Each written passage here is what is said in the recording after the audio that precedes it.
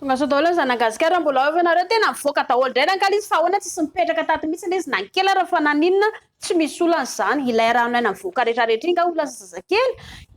fitambarany iny rano iny raha matanjaka dia eo amin'ny 150 millions manodidina eo ka raha ohatra somary kelikely ny tanjaka ny rano aina lahy mety hoe 8 millions 10 millions 7 millions arakarak'izay za ohatra singa kely tsy fantatsy hitantsika maso iny ihany no tafiditra anatiny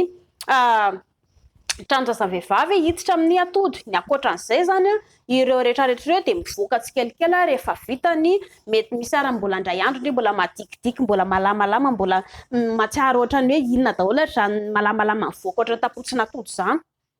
iainan'ny vehivavy zany raha tsara ho fantatry ny lehilahy ihany koa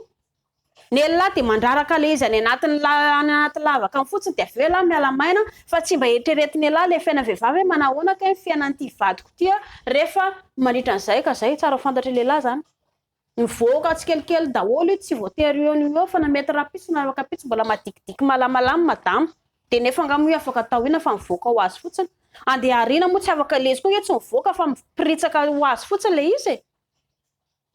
tsisy ifanomezantsisy zany fa lalam-piainana ho andriako moa zany hoe rikalapiso kely tsisy tokony mahataitra andry zany tsy voatery hoe anao salaka moa ndry zany fa na manao silipo andry tsy maintsy mandomando kely fotsiny silipo fa tsy misy olan'izany dia zay mazotoa